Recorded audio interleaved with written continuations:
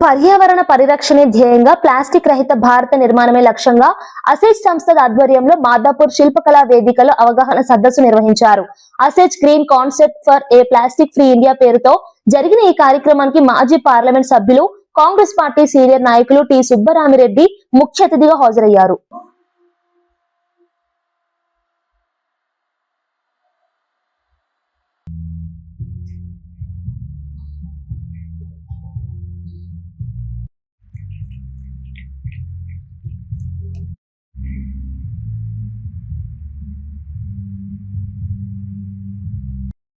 స్పష్టంగా నిరూపిస్తుంది. చైతన్యవంతమైన యువత యొక్క చర్యలే మార్పుకు నిజమైన ప్రారంభ బిందువు మరియు రూపాంతరణకు సాధ్యం చేసే ప్రేరణ శక్తి. ఇప్పటి వరకు అసేజ్ భారతదేశంలో సహా 27 దేశాల్లో జీరో ప్లాస్టిక్స్ 2040 ప్రచారం మరియు శుభ్రపరిచే కార్యకలాపాలను నిర్వహించింది.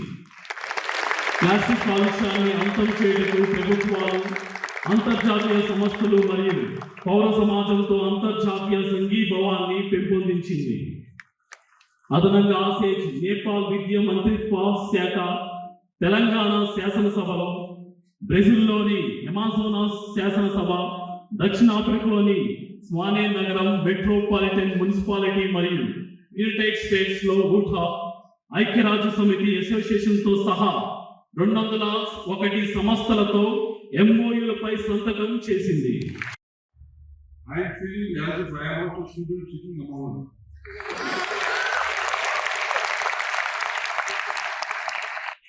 The most important is, in life, this is the age when I had determination, dedication, devotion. I was a graduate of Nizam College of Hyderabad.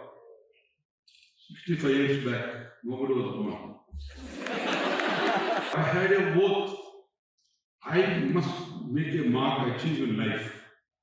Similarly, I must serve the society. How do you serve the society? At this age, now your mind starts working. Let us focus on the climate change.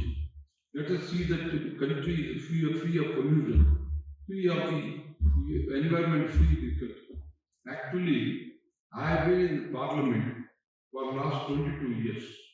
I was the chairman of Parliamentary Committee for Environment Forest for 11 years. I happened to 5 years for